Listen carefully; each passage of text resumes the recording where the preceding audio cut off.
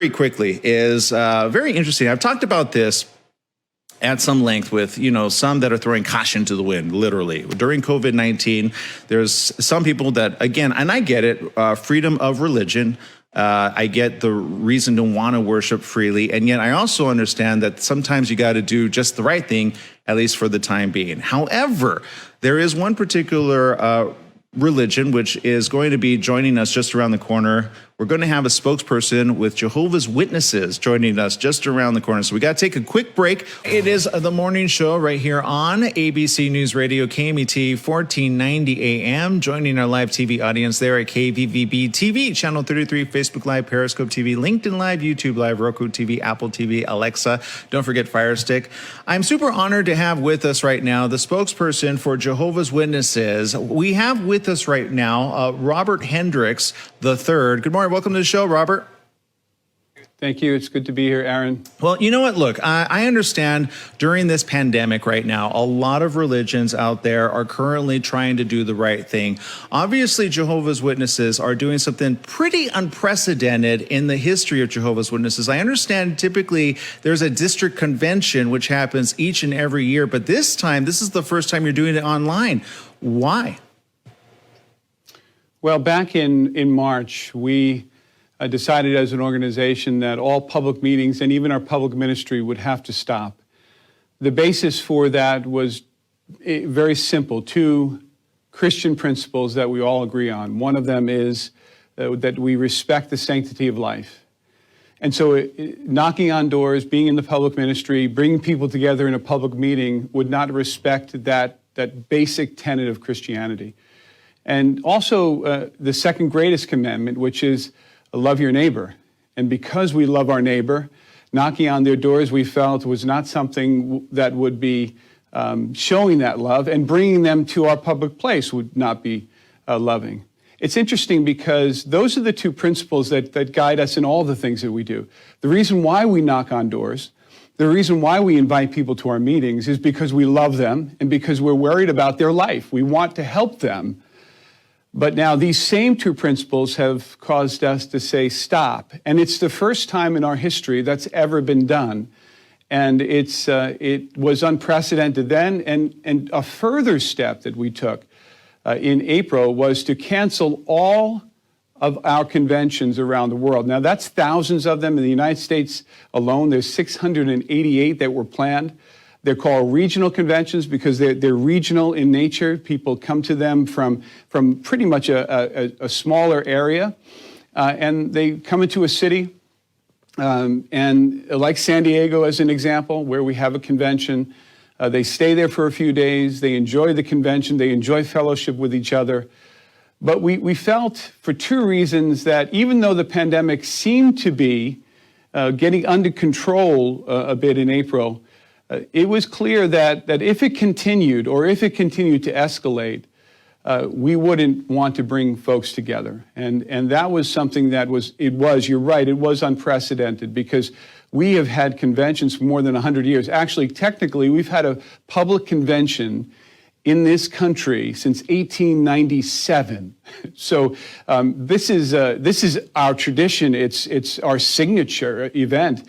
In fact, it follows the ancient Israelites who were told that they needed to have 3 holy conventions a year, and they were mandatory in their worship. And we follow that same pattern today. And so in April, when we decided there would be no public gatherings, what we wanted to do as an organization was make sure that we weren't going to miss this year, that every person in the world that wanted to access our conventions could do that. And so beginning in April, the middle of April, end of April, we began to record the 3 days of content. Typically it's Friday, Saturday, and Sunday. It was a big undertaking because under COVID restrictions, we had a very limited crew. It was we had to maintain safe distancing. We have to maintain PPE. And so just recording it was in itself difficult. But the main task was to come, and that was, how do we make it available to the world? Now, we're in 240 lands. We have 8.5 million people who are Jehovah's Witnesses, and about 14 million who typically attend our conventions in a typical year around the world. But they're in many different languages, and typically locally that could be handled, right? So you have local brothers and sisters who put on the convention. They take the outlines and give the talks locally. But how do we get this done so that the entire world can access it? That was really a question, and the result was that we translated from May to June into July. So it was the second week of July that we put out our first segment of the convention. We translated the convention to 511 languages, 58 sign languages, so that the entire world at one time could be united on that weekend and watch the first installment of our convention, which happened to coincide with what would have happened on Friday morning. So it's really a modern-day miracle. Yeah, and Robert, I obviously have a very important question for you. That for those that don't know, again, maybe they have had somebody knock on their door. I mean, there's a running joke, right? Everybody hide really quick. You know, the Jehovah's Witnesses are at your door. However, can you bring to people's awareness why Jehovah's Witnesses have in the past gone door to door, and more importantly, why that portion of their preaching work has actually stopped? That's a great question. I'm glad you went back there, because we are known for that. And many people just wonder, well, why would you do this? I have my own religion. But really, when you think about what Jesus commanded his followers to do, the last commandment that he gave them was, go therefore and make disciples. He said, teaching them to observe the commandments that I have taught you, baptizing them in the name of the Father, the Son, and the Holy Spirit. That was the final command. And when right before he went up, he prophesied with his disciples around him. He said to them, you will be witnesses of me in all the lands. He said, in Judea, Samaria, and all the nations of the earth. And then he was lifted up into his heavenly assignment. And so when our Lord Jesus, our Savior, the one that our name is connected with him, we are Christian. When he tells us to do something, we do it. So first century Christians, that's exactly what they did in Acts chapter 20. They went from door to door. There was no question for them that was their role, door to door, place to place, city to city. And so we follow that ancient pattern. And it's not that we go and we're trying to make converts. More importantly to us, and this is really the key, we go so that we can open up the scriptures to people and let them know this is still a viable option for you. The way to live that's expressed in the Bible is the best way to live and can elevate your life and make you not only a better person, but a better family man, a better husband, a better employee. And we have seen that in our own lives, and we hope to share that with others. Well, and I'm glad you mentioned that. For those that don't know, I was actually raised around Jehovah's Witnesses. My mom is a very devout Christian Jehovah's Witness, so I go quite a ways back. I no longer personally associate with Jehovah's Witnesses on a regular basis, and for that reason, I do really appreciate all that you've done to keep my mom safe and the other Jehovah's Witnesses safe as well. Now, let me ask you something, because this has been a pretty hotbed topic as of late.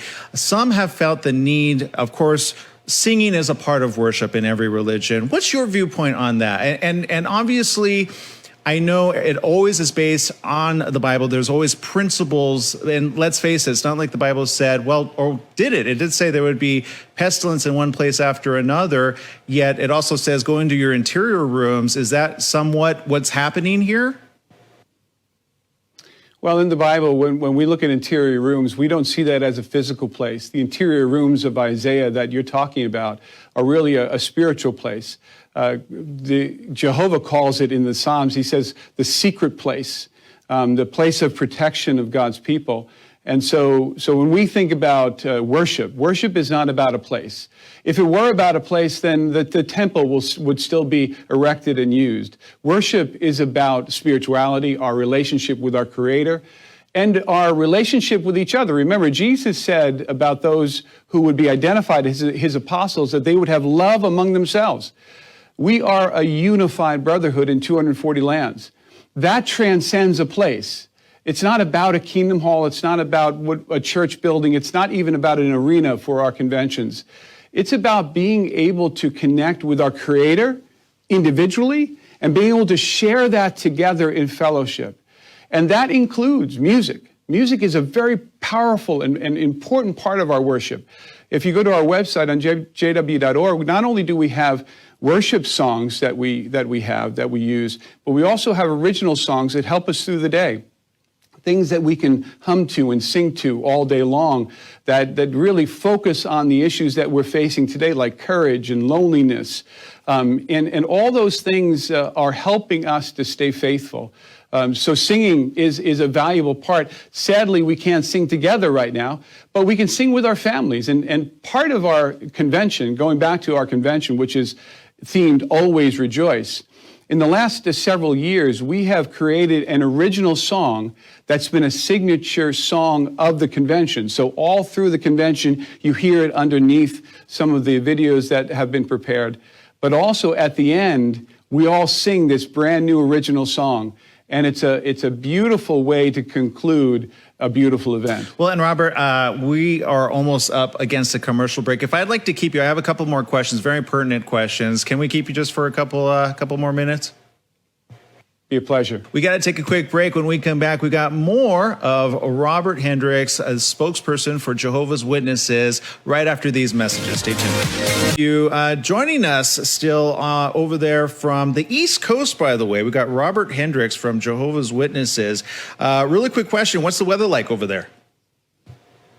You know what? I haven't been outside today, but it's generally okay. It's been hot in the 90s and high 80s, but the humidity has been pretty good for the Northeast, which I'm happy about. Well, and again, we kind of left off of an unprecedented moment in history, especially those for Jehovah's Witnesses, and even in other faiths. I mean, let's face it. At what time did people get told, we need to practice social distancing, you need to put on a face mask, and you need to do so carefully? Some are obeying the command, others are not obeying the command. I do applaud Jehovah's Witnesses for trying as best as possible to obey the command and go a next step. I know you guys actually put yourselves pretty much on lockdown even before it became mandated. Is that not true? Oh, yeah. No, we always obey the law. So the law, that's not an issue. But really, the law is a minimum standard when it comes to life. It's kind of like a speed limit. You can drive 75 miles an hour on some roads, but sometimes you probably shouldn't. And so when it comes to making these decisions, it's not about the law, that's a given. But it's about life, and it's about what's best for our communities and what's best for our people. Yeah, and I'm glad that you're saying that. I realize that this time is kind of tough, and a lot of people have a lot of questions. They're looking for some type of answer. Kind of give me a snapshot of what people are going to be able to see when they go to jw.org. Well, first of all, I want to let you know that even though our meetings have gone virtual, our conventions have gone virtual, our love is still very much alive, and it's very real. In fact, it's as real today as it's ever been. Our congregation meetings have really been, the attendance is at unprecedented levels. Many have come back to the organization for two reasons. One, because they've seen the situation and they've been rocked by the fact that within 3 weeks, an entire world can come to its knees because of a pandemic, and all the things that they thought brought them joy could be taken away from them: education, their retirement, their jobs, their careers. And so they've come back to spirituality, many of them.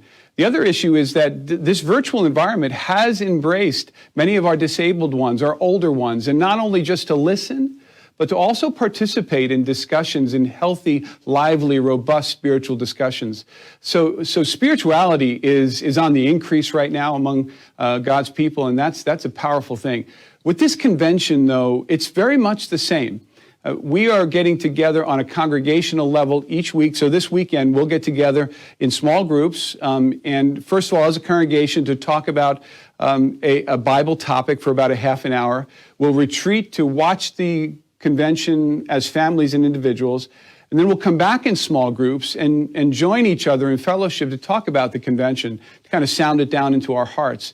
And we invite everybody to be a part of that. Going to jw.org, going to the library tab of jw.org, and then to JW Broadcasting, they can scroll down and get the first 3 installments of the convention, which matches Friday afternoon, morning, and Saturday morning. And since the theme is about joy, you wonder, many people have asked us, did you just change it because of the pandemic? Fact of the matter is, this convention was named some 5 years ago at least. And when you think about, at this time, being able to have 6 weekends of the summer to just immerse yourself in the topic of remaining joyful, that's powerful. It's not only a gift to Jehovah's Witnesses, it's a gift in 511 languages to the world, and we want everybody to participate. There's no paywall, there's no fee, there's no email that you need. Do it anonymously or join a congregation. You can do that through the website as well, and we would be happy to have you. Well, and I appreciate Jehovah's Witnesses for taking the lead on a lot of stuff. I would venture to say even Google and Facebook would love to be in as many languages that you're able to translate. Well, what's the current standing, if you know off the top of your head, what the current standing is of amount of languages that maybe not audio-wise, but just publication-wise? Well, on our website is over 1,000. We reached 1,000 languages about 6 months ago, and it was a big milestone. It was the goal, but now we're in excess of 1,000 languages, and nobody else will do that because there's no profit motive to doing that. Let's just face it. We have languages on this website where 250 people in the entire world speak it. We have 58 sign languages. It's unheard of. We put out in February, we completed the first American Sign Language Bible in the world, the first sign language Bible in history that's complete. We don't do it for money. And so when there's no profit motive, there's no limit. There's no limit to what we can achieve because we're doing it for our God and we're doing it because out of love for people. Well, I appreciate you spending time with us here on The Morning Show. Thank you for getting our information out to the rest of the world, those that are tuning in, maybe for the very first time. For those tuning in and or have been perhaps associated for some time or haven't been in quite some time, where can they go to find their local congregation, even though it's virtual? They can go to jw.org. They could scroll all the way down on the homepage and it says find a meeting or request a visit. Now, you won't get a visit, but that information will be sent to our branch office, and the branch office will contact the local congregation. The local congregation will then contact the individual. So in this case, you'll have to leave your phone number in order for us to get to you, or just find a meeting. You can put your address in and then find a local Kingdom Hall, call the local Kingdom Hall, and we'll give you information on how to locally hook up with the local congregation meetings and also the convention. So we're still open for everyone to participate. All right, Robert Hendricks, spokesperson for the USA Division of Jehovah's Witnesses. Thank you very much for spending time with us here on The Morning Show, and keep doing the good work. Thank you very much, Aaron. It was a pleasure to be with you. Absolutely, ours too.